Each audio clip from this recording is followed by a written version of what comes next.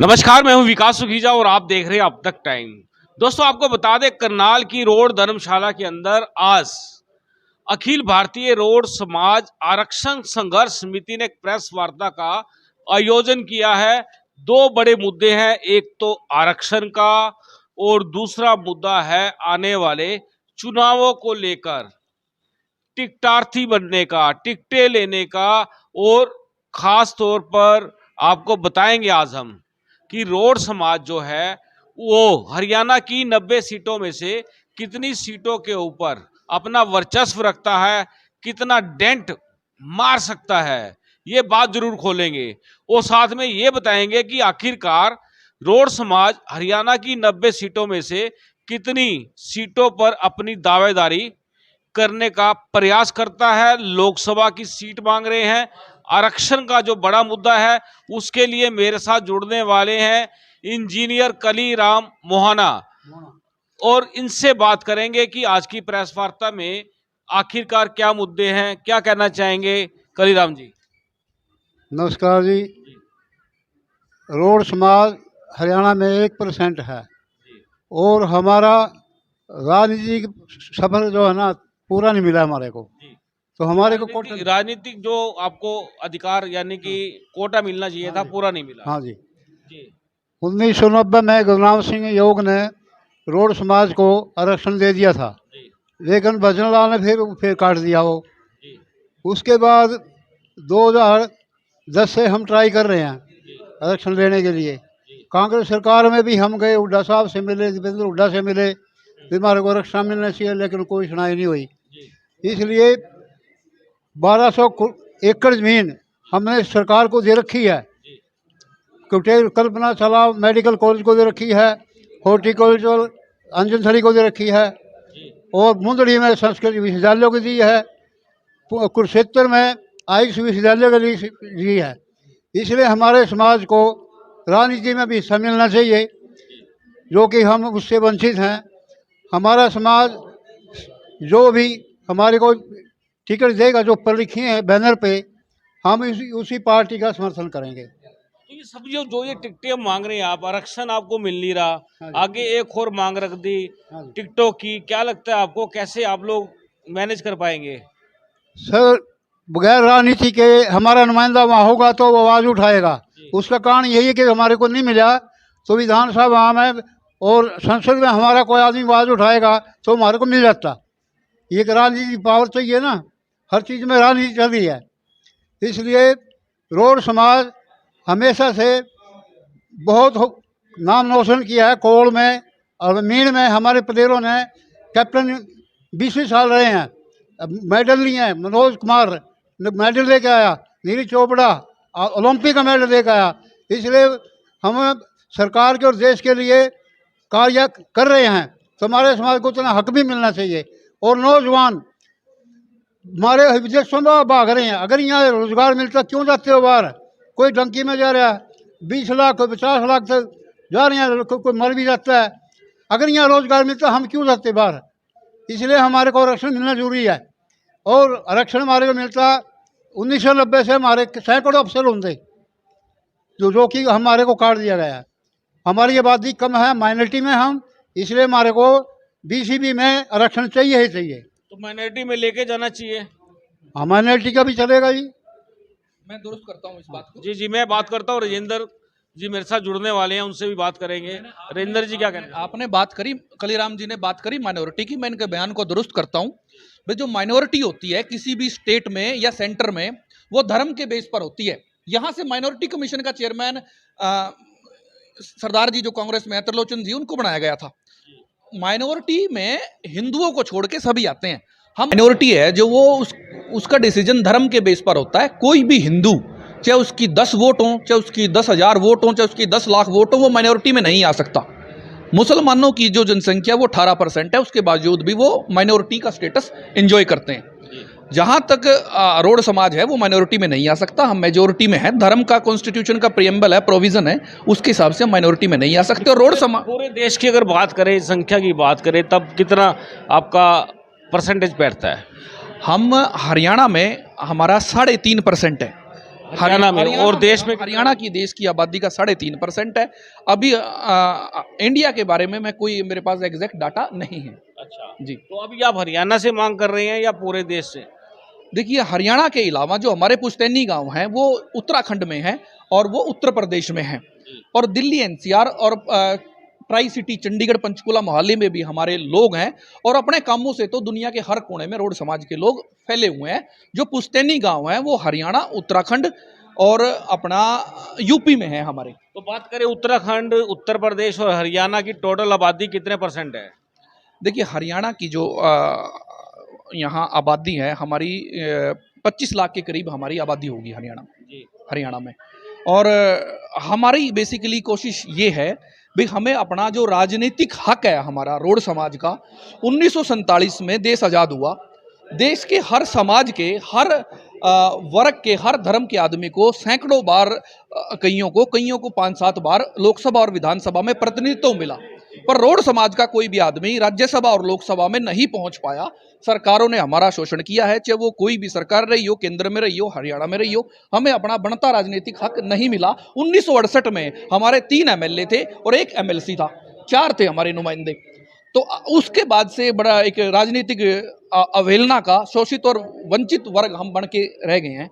तो हमारी ये कोशिश है, अभी हम सामाजिक स्तर पर एक प्लेटफॉर्म हमने जो बनाया है, 2012 से हम अखिल भारतीय रोड समाज आरक्षण संघर्ष समिति के बैनर पे अपने राजनीतिक और सामाजिक हक और आरक्षण की लड़ाई हम लड़ते आ रहे हैं। अब आने वाले लोकसभा चुनाव में हम किसी भी एक पार्टी के साथ समझौता करेंगे।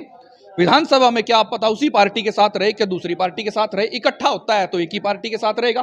नेगोशिएशन करेंगे, बार्गेनिंग करेंगे, जो हमारी हिसाब से हमें प्रतिनिधित्व लोकसभा, राज्यसभा और विधानसभा में देगी, हम उन्हीं को वोट करेंगे। हम अपने वोट को जाया नहीं करेंगे बिल्कुल भी।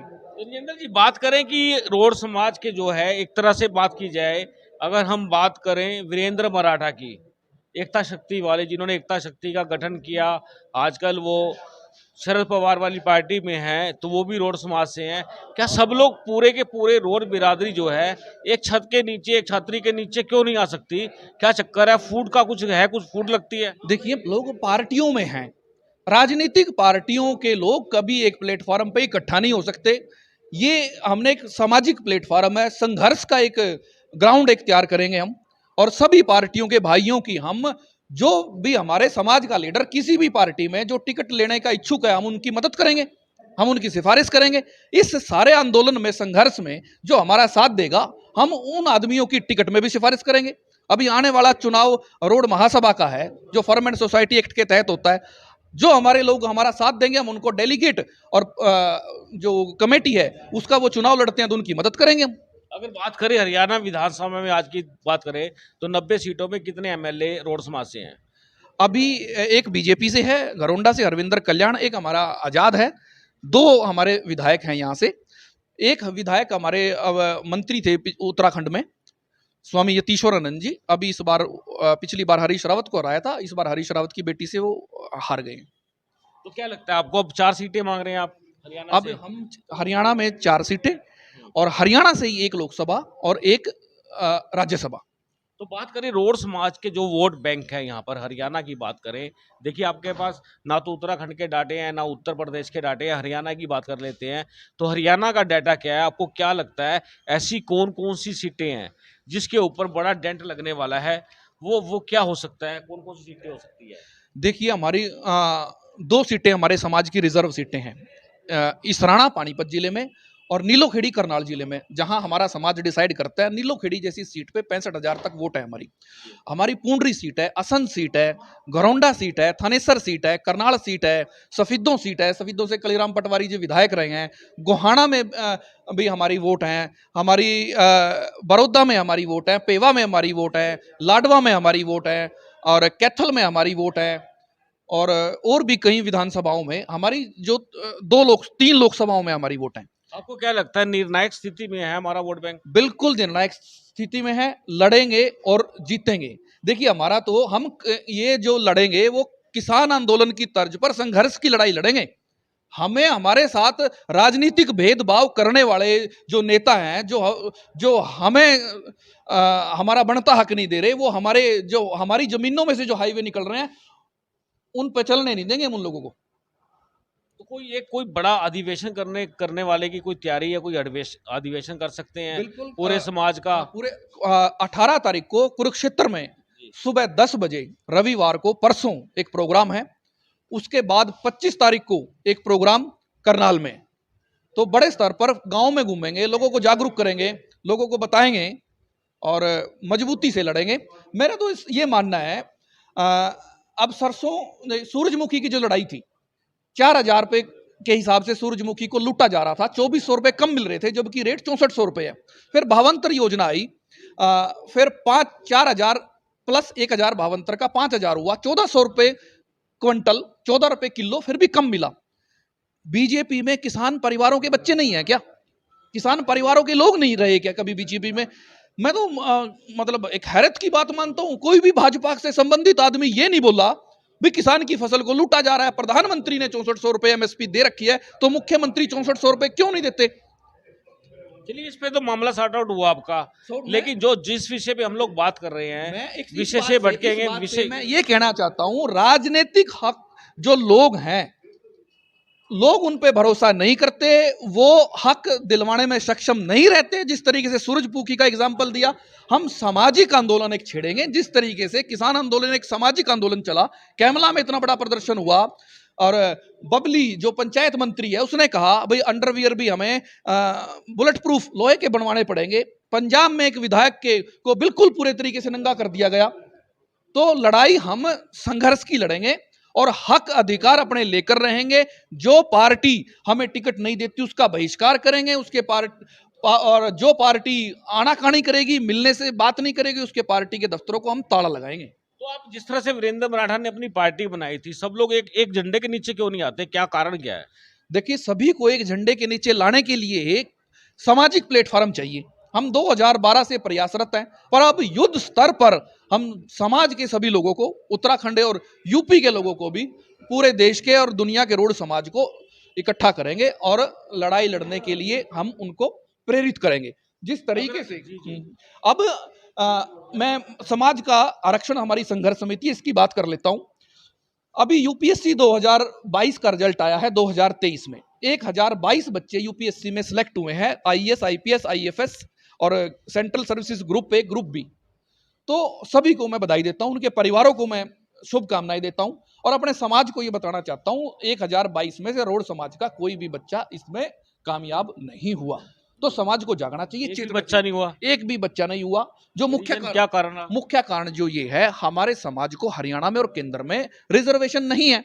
गुरनाम सिंह आयोग की जो रिपोर्ट थी उसमें हमें एंटाइटल किया गया था, मानना था, हमारी जाति का जिक्र था उसमें, भाई रोड समाज डिजर्व करता है।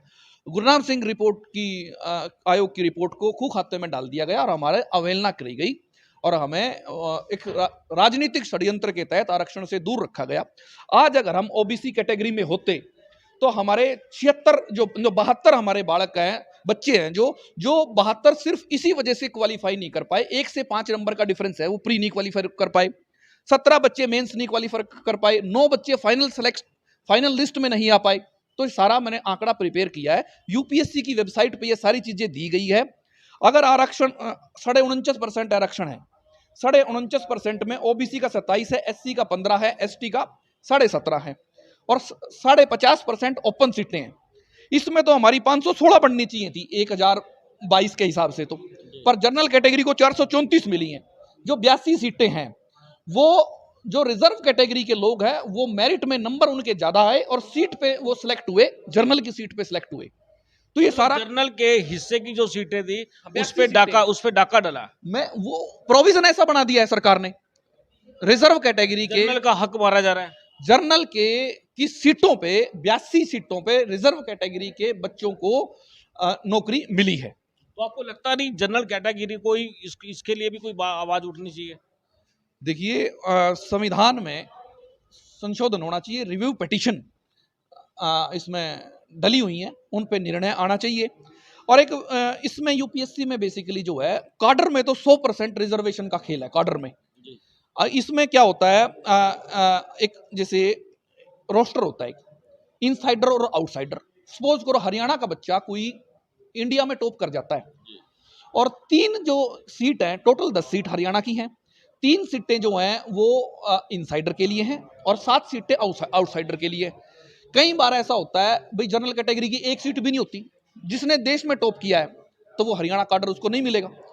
रिजर्वेशन में काडर का इसमें काडर का खेल बहुत ज्यादा चलता है, भर्ती में भी है, काडर में लेन मिलने में भी है, प्रमोशन में भी कई कैटेगरी में है। और हॉरिजेंटल इसमें रिजर्वेशन है यूपीएससी में। हॉरिजेंटल का मतलब ये है जंप करके रिजर्व कैटेगरी का बच्चा ओपन कैटेगरी में आ सकता है। तो ये सबसे बड़ा लॉस है। यानी कि देखिए अब सरकार का सिस्टम है, वोट बैंक की राजनीति है। मैं एग्जांपल देना चाहता हूं, टीना डॉबी 2015 में यूपीएससी का एग्जाम दिया, 16 में रिजल्ट आया, रिजर्व कैटेगरी से थी, एससी कैटेगरी से थी, उसके 195 नंबर थे टीना डॉबी के। वो 195 लेके क्वालिफाई, उसको ग्रेस मिला, एक से 2 नंबर का उसको ग्रेस मिला। वो उस ग्रेस की वजह से प्री क्वालिफाई कर पाई, अदरवाइज वो प्री क्वालिफाई नहीं कर पाती, मेंस में और इंटरव्यू में बैठने का मतलब नहीं था। जबकि 195 जो टीना डॉबी के थे, 36 नंबर ज्यादा लिए थे, 231 नंबर लिए थे मोहित श्रीवास्तव ने जो जनरल कैटेगरी का था, उसका प्री नहीं क्वालिफाई हुआ, वो भी अटक गया, प्री क्वालिफाई नहीं हुआ। 231 लेके प्री क्वालिफाई नहीं हुआ। टीना डॉबी का 195 लेके 36 नंबर कम लेके प्री क्वालिफाई करके मेंस में बैठी और फिर मेंस में वो नंबर 1 आई। अगर बात करें राजेंद्र जी, पूरी इस बात करें, कोई मेमोरेंडम सरकार को देने की तैयारी है, राष्ट्रपति को, प्रधानमंत्री को या हरियाणा के मुख्यमंत्री को कोई ज्ञापन देने की तैयारी कर रहे हो आप लोग? ज्ञापन देंगे हम। जो संसद का मानसून सत्र है, एक दिल्ली में एक समाज के लोगों को बुलाएंगे और सांसद ज्यादातर वहां मौजूद रहते हैं और हम ज्यादा से ज्यादा सांसदों को रोड समाज की तरफ से एक ज्ञापन देंगे जिसमें हरियाणा में बीसी और सेंटर में ओबीसी में शामिल करने की हम उनसे लिखित में अनुमोदन करेंगे। अगर ऐसा नहीं होता फिर क्या करेंगे? तो लड़ाई लड़ेंगे हम। तो मैंने एग्जाम्पल दिया आपको, हम तो जिस तरीके से किसान आंदोलन जीता, सूरजमुखी की लड़ाई जीती, जिस तरीके से कैमला में जो प्रोग्राम था, तो उस तर्ज पर, किसान आंदोलन की तर्ज पर समाज के लोगों को जागरूक करेंगे। भाई जो लीडर हमारे साथ धोखा करता है, हमारा 300 किलोमीटर की बेल्ट है जहां हमारे गांव है, सोनीपत से लेके शाहबाद तक हमारे गांव है। मैं तो ये कहता हूं उन लोगों को जो हमारे साथ धोखा करते हैं, उन लोगों को हमारी सड़कों पे चलने का भी अधिकार नहीं है, उनको भी रोका जाएगा जो हमारे साथ अन्याय कर रहे हैं। मतलब आर पार की लड़ाई की तैयारी है? बिल्कुल आर पार की लड़ाई। देखो आने वाली पीढ़ियों के फायदे के लिए हमें लड़ना पड़ेगा। गुरनाम सिंह आयोग की रिपोर्ट तो पुरानी है, आज से 20-25 साल पहले हमें रिजर्वेशन मिल जाता तो अगर जितने ये लोग बैठे हैं ना, ये सारे रिटायर्ड आईएएस आईपीएस होते अगर उस समय आरक्षण हमें मिल जाता। तो देखिए इसमें आरक्षण पूरे देश में खत्म ही नहीं कर देना चाहिए की वजह से, आरक्षण ही खत्म कर देना, जिसमें जितनी योग्यता उस हिसाब से ले जाए। देखिए ये आरक्षण खत्म करना एक बड़ा मामला है समाज का। अभी मुझे नहीं लगता भी सारे समाजों के लोग इस बात के लिए तैयार हुए हैं। हम तो ये कहते हैं हरियाणा का जो बीसी बी की जो कैटेगरी है उसमें रोड समाज को शामिल कर लिया जाए। उसमें 3 ही मुख्य जाति हैं, टोटल 6 जाति हैं, 3 जातियों की संख्या ना के बराबर है। 3 जाति हैं जिसमें यादव हैं, सैनी हैं और गुज्जर हैं बीसी बी में, जबकि बीसी ए में 72 जाति है। तो हमें बीसी बी में शामिल करके और सेंटर की ओबीसी लिस्ट में हमें डाला जाए। जिस तरीके से पहले प्रोविजन हुए हैं हुड्डा के समय में, पहले स्पेशल बैकवर्ड क्लास का एक मामला चलाया, फिर खट्टर साहब ने बीसीसी की एक कैटेगरी चलाई, उनमें कोई भी हमें चुनाव का कोई अधिकार नहीं था। थोड़ी सी सीटें थी, वो कमजोर बनाया सरकारों ने, कोर्ट में जाके वो कैंसिल हो गया। आज सारे चुनाव में, पंचायती राज का चुनाव हो, मेंबर का, पंच का, सरपंच का, ब्लॉक समिति का, जिला परिषद मेंबर का हो, लोकल बॉडीज का हो, नगर निगम का, नगर पालिका में एमसी का हो, सब में बीसी के लिए सीटें रिजर्व हैं। अगर हम बात करें कि जो सी आपने 1 सीट लोकसभा की और 4 विधानसभा की मांगी है, एक राज्यसभा की मांगी है, कौन कौन सी है ये? हमारा जो पहला हक बनता है वो करनाल लोकसभा में बनता है, दूसरा हक हमारा कुरुक्षेत्र लोकसभा में बनता है, और राज्यसभा में सरकार की का मामला मर्जी है, वो मर्जी होती है। और जो विधानसभा की सीटें हैं, विधानसभा में हम असंध, घरौंडा, जो ओपन सीटों की बात करूंगा, असंध, घरौंडा, पुंडरी, थानेसर, सफिद्दों, इंद्री, करनाल शहर, ये सारी सीटें हैं और टोटल सीटें हमारी 20 के करीब सीटें हैं, जहां हम 3000 से 65,000 तक हैं और 3 लोकसभा सीटें हैं, करनाल, कुरुक्षेत्र और सोनीपत। सोनीपत लोकसभा की एक विधानसभा सफेदों से हमारे कलीराम पटवारी जी विधायक रहे हैं। तो हम एक मामला, एक और तरीका है, एक क्राइटेरिया और है, क्राइटेरिया तो कई है। जो जाति सेंटर में जो जाति 3 राज्यों में बीसी होती है, वो सेंटर में ओबीसी में जाने का क्राइटेरिया फुलफिल करती है।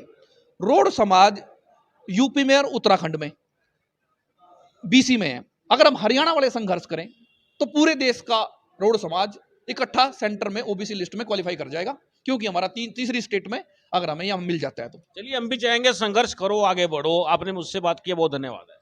आप यहाँ पहुंचे और मैं आपका बहुत बहुत तहे दिल से अपने अखिल भारतीय रोड समाज आरक्षण संघर्ष समिति की तरफ से आपका धन्यवाद व्यक्त करता हूँ। बिल्कुल दोस्तों, आपको बता देते हैं कि लगातार जिस तरह से संघर्ष समिति रोड समाज की अब आगे आ चुकी है, और हरियाणा की अगर बात करें तो 4 विधानसभा सीट, 1 लोकसभा सीट, 1 राज्यसभा की जो सीट है उस पर दावेदारी कर दी है। अब देखना है कि आखिरकार इसमें क्या होता है। एक सम्मेलन भी करने जा रहे हैं, तो दोस्तों हम चाहेंगे इस खबर को ज़्यादा से ज़्यादा शेयर कर देना। और जो ये आरक्षण का मामला चल रहा है, इस पे आरक्षण जिन लोगों को मिलना चाहिए वो भी खुल के सामने आ जाए। आप देख रहे हैं अब तक टाइम्स, मैं हूं विकास सुगीजा अपने साथी रिकेश निषाद के साथ। नमस्कार, जय हिंद, जय भारत।